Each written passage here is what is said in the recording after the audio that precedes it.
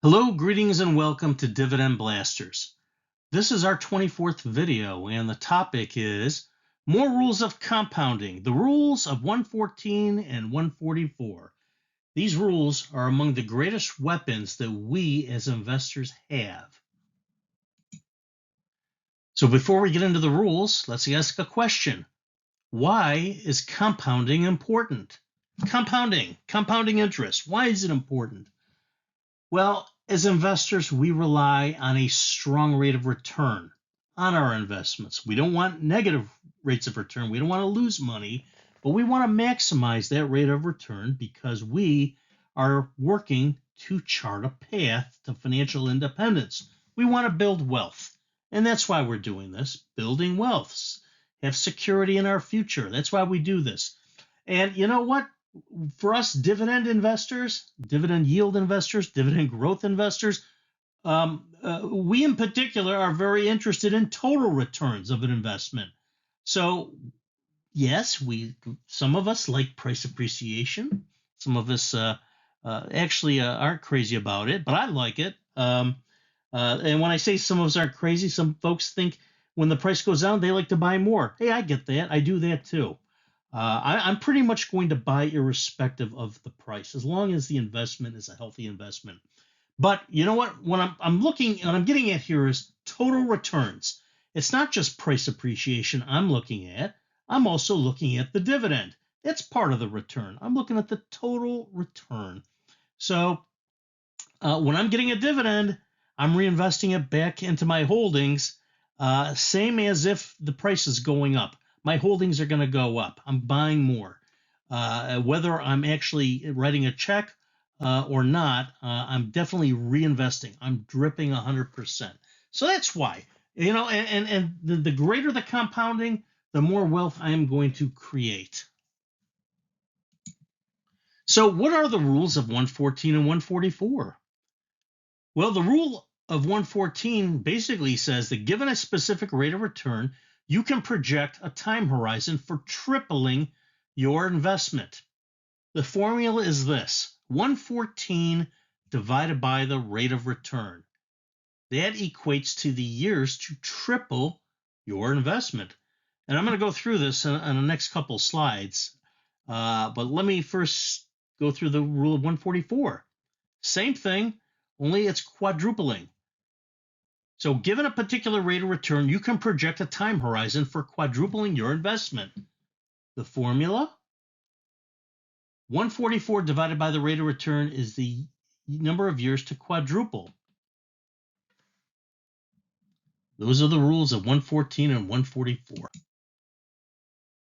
So before I go through these, I have to talk about the rule of 72 again. And I did cover this a couple of years ago. And it makes perfect sense, the rule of 114 and 144, because we have the rule of 72. And that's basically the rule that basically says,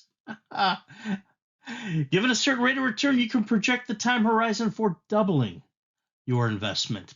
And it was discovered by an Italian mathematician, Bartolomeo de Pacioli, who was around in the 15th century.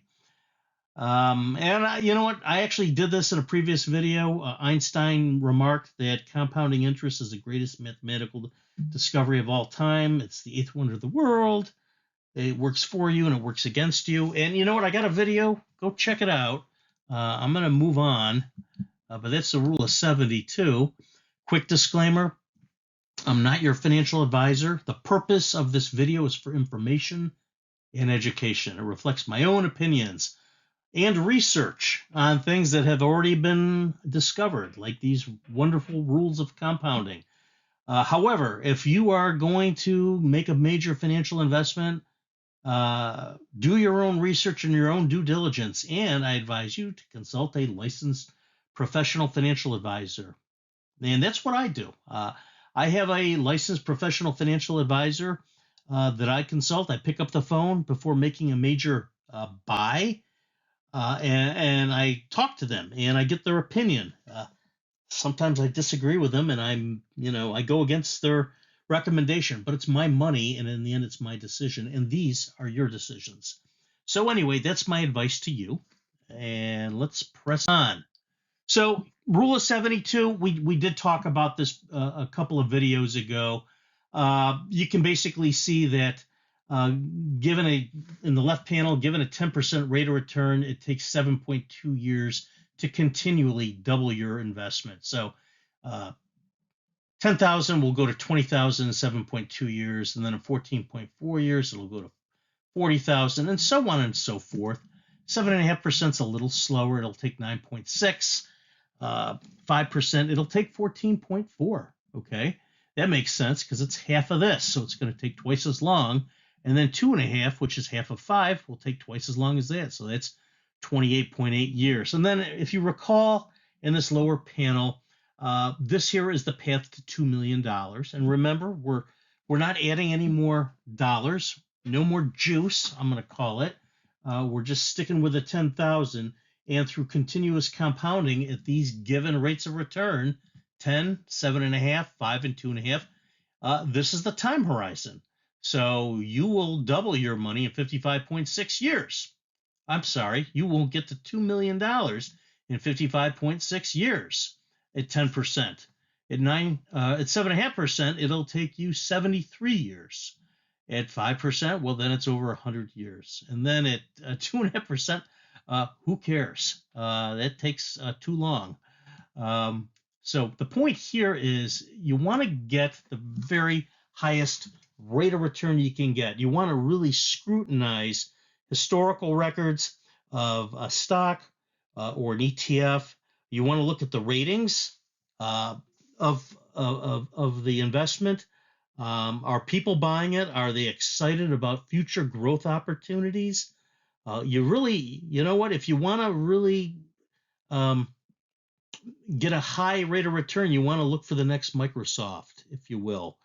And they are not only a growth company, a high-tech company, they are on their way to becoming a dividend aristocrat. Modest yield, okay, modest yield, but a really exciting CAGR, or a dividend growth rate, and there's no signs of them slowing down. And when I make a decision, I'm looking at those things, but I'm also looking at the prospects for growth.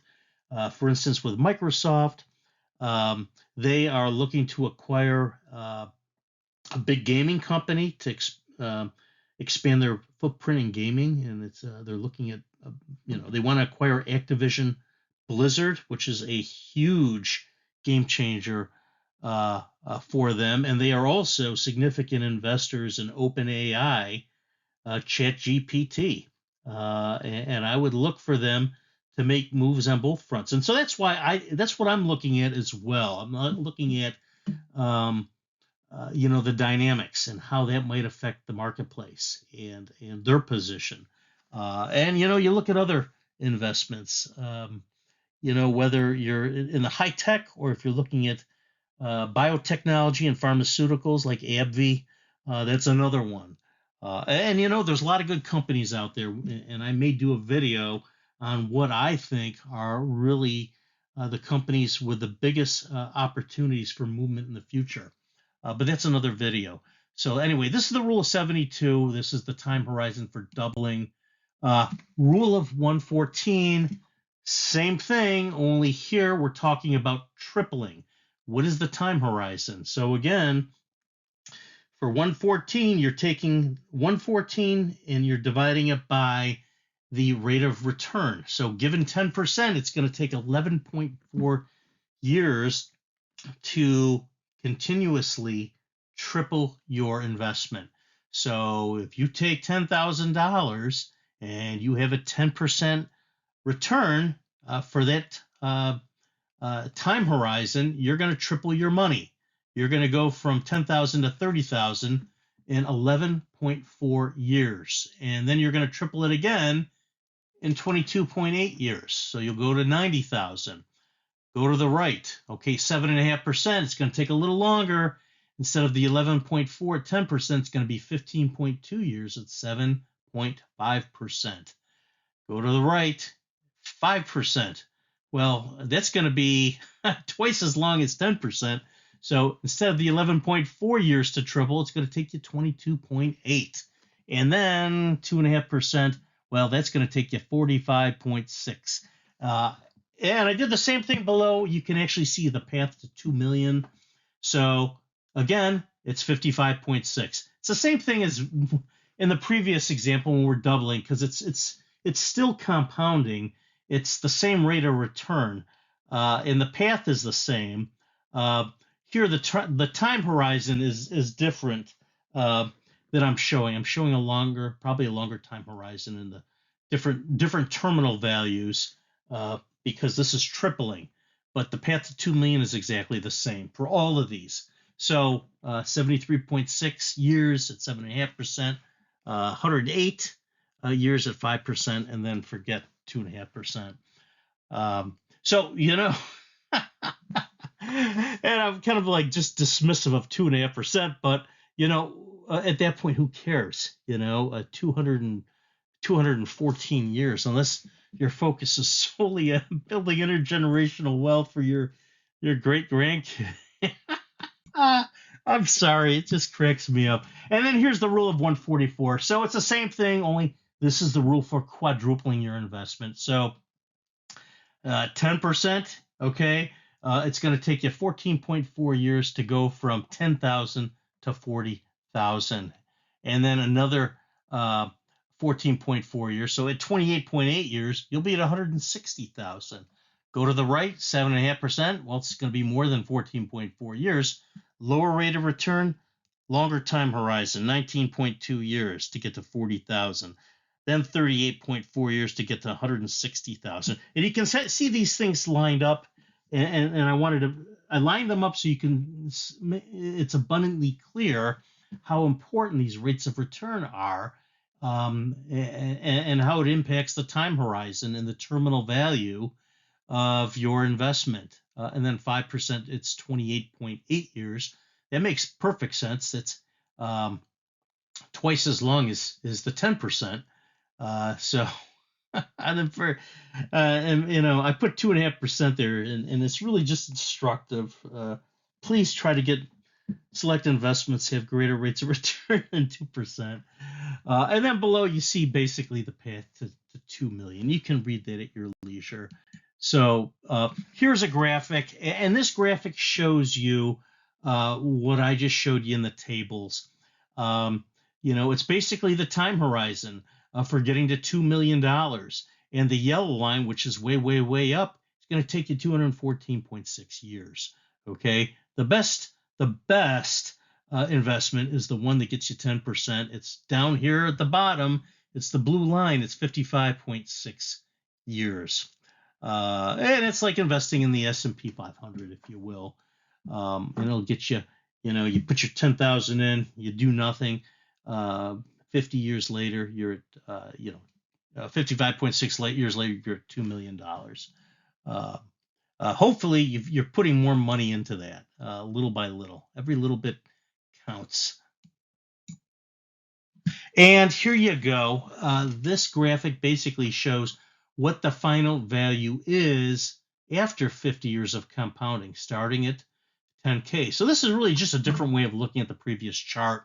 So, we were showing the $2 million. It took 55.6 years at 10%. Well, at 50 years, it's 1.173 million. So that's interesting. In the last 5 years, you're going to go from 1.173 million to 2 million. And you can see that in this graph here. It's really going parabolic. It's shooting right up. It's increasing at an increasing rate. And why is it doing that? Because you have a very high rate of return at 10%. It's continuously consistent, but it's compounding ever-growing holdings. So the rate of return, if you were to look at another metric called yield on cost, which is basically your dividend return or your dividend dollars over your initial investment, it would be in the thousands of percent when you're getting up here, because you haven't increased your investment, but that return is significant. It's going to be greater each year than the $10,000 you put in. It's going to be probably greater each month or maybe each week. At this point, it's going to be astronomical at 10%. Look at the 7.5%. You're going to get an okay 371K after 50 years, but it is dwarfed, truly dwarfed, almost 3.5 times by the 10%. Okay. Now, 10% is not 3.5 times of 7.5%, but 1.173 million is over 371K because it's growing at an ever increasing rate and the holdings are growing and they're just accelerating. It's a law of acceleration is what it is. And it's increasing marginal returns is what that is. Look at 5%. It's a measly 114K, and then 2.5% after 50 years is $34,000.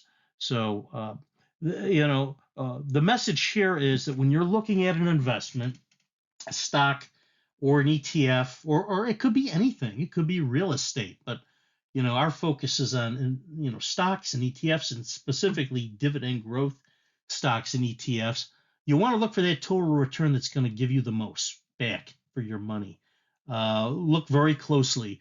If you see a historical record of something that's been given 5% for the last 10 or 15 years, and I'm looking at capital or price appreciation, but I'm also looking at dividends, and then you see something that's offering 9% or 10%, choose the 9 or 10%. This is evidence, okay, of that difference, if you will. So, major takeaways. Get the highest total return you can get. The difference between a percentage point or 2 or 2.5 is everything. It's the world. Okay, it's huge. Get as much as you can. Look at that dividend yield. Look at the dividend growth rate. Does the company have a dividend growth rate that is increasing? Okay, their CAGR, their compounded annual growth rate. And I would say when you're looking at an investment, don't just look at the 1 year or the 3 year. Look at the 5 year. Look at the 10 year. You want to basically look at that longer time horizon. Look at the dividend growth streak. How many years have they been increasing their dividend yield? 5 years, 10 years, 15 years? I would basically be looking for investments that have a long, successful track record of increasing. Now, one thing to keep an eye out for is sometimes companies have wonderful growth streaks, but they have abysmal dividend yields, and they're increasing the yields ever so slightly, so they can get on the list of being a dividend aristocrat or a dividend king. So sometimes your best investments are not going to be a dividend king. Or even a dividend aristocrat, but maybe it's an up-and-comer. So you want to look at those. You really want to look at that yield, and you want to look at that growth rate. And, my rule of thumb is I like to find an investment that clears a 10% hurdle. And I've mentioned this in previous videos. I like to see a dividend yield of maybe 3%, and I want to see a growth rate of 7 or 8%. I want that yield being increased each and every year. And I like to see a nice, decent streak of dividend increases, 5, 10 years. That's what I like to look for. And I'm also looking for a company that's on the move. I'm looking for the other things, not just in the metrics. Obviously, I want to see increasing revenue, increasing cash flow, manageable debt levels. I want to see those things. But I also want to know, what are they doing? Are they innovating? Are they how do they stand in their industry sector against their competitors? I'm looking at those things as well. So, folks, that's really all I have. And I wanted to just close the loop on compounding. Probably won't do another video on it because I've done 2 now. But first, I want to thank you for joining me on this journey. I would ask, give us a like. Smash that button and smash the subscribe button. And you know what? Share this video with a friend or a family member. And if they like it, have them like the video and subscribe to the channel. It would be of great help to our channel. And I wish you a wonderful evening and God bless to our next video. Take care.